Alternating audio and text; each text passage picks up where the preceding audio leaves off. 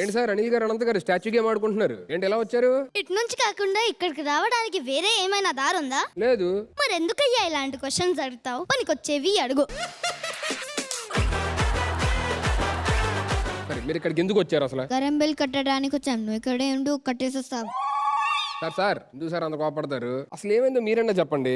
ఏంటండి చెప్పేది? నాకు నైట్ 12 కి కాల్ చేసి నాకు ఇష్టమైన సిటీ సింగపూర్ అనంతు నువ్వు సింగింగ్ లో చాలా పూర్ అన్నాడండి. అన్నారా అండి?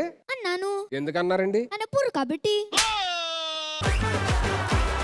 మనం ఇద్దరం పాటలో పోటీ పడతాం. ఎవరు గెలుస్తారో చూద్దాం. ఓకే స్టార్ట్ చేయి. వినవే బర్రె పిల్ల నువ్వు వినవే బర్రె పిల్ల విన్నావా బర్రె పిల్ల విన్నావా బర్రె పిల్ల.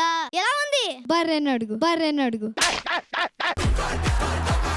అలా కాదు పాడడం, నేను పాడతా చూసి నేర్చుకో. నేను కత్తుల రత్తయ్యనులే నేను నెత్తుర నరసయ్యనులే కసక్ కసక్. ఇది పాడడం అంటే. నీకన్నా నేనే బాపాడా. గురుగారు ఒక నిమిషం. కసక్ గారు ఫసక్ గారు ఆగండి.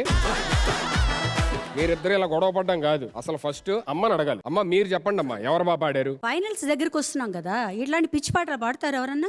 ఏంటి మేడం ఏం మాట్లాడతాను మేడం? మా వాడు మహాంశ నా డూపు. వాడు కత్తుల రత్తయ్య ఆ కసక్ కసక్ నా శృతి ఎంత అద్భుతంగా పాడాడు. శృతిలోనే పాడాడు, అపశృతిలో పాడాడు.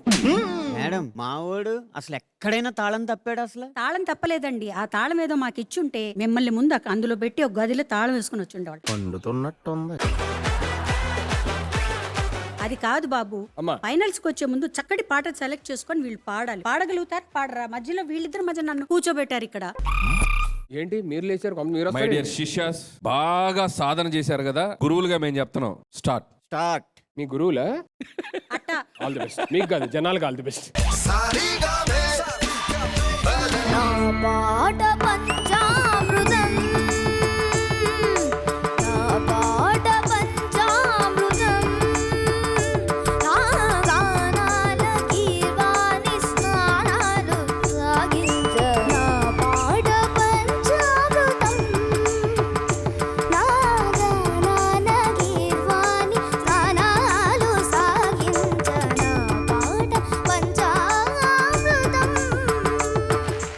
ఏంటి ఎంత అద్భుతంగా, అసలు ఇద్దరు ఒకళ్ళు మించి ఒకళ్ళు ఎంత అద్భుతంగా పాడారు. నాకు తెలిసి బాగా ఎక్సైట్ అయ్యి అసలు అవ్వగానే ఇలాగ పక్కన పడేసి సూపర్ ఎక్సైట్ అయినా. Let me start with Anil sir. ఇద్దరు పోటీ పడి పాడారు అండ్ చాలా కష్టమైన పాట ఇది. అసలు ఆ సరిగమలు బ్రెత్లెస్ గా అందుకొని పాట అంటే అసలు మామూలు విషయం కాదు. అంటే ఆయన మహానుభావుడు, ఆయనకే చెల్లింది. సో ఈ పిల్లకాయలు ఎంత ఉన్నారు వీళ్ళు, ఆ టెంపోని పట్టుకొని ఆ బ్రెత్ కంట్రోల్ తో పాడటం అనేది మామూలు విషయం కాదు. బట్ 95% ట్రై చేశారు. సో నాకైతే ఎక్స్ట్రాడినరీగా అనిపించింది. ఇద్దరికి హ్యాట్స్ ఆఫ్ రా, సూపర్, చాలా బాగా పాడారు.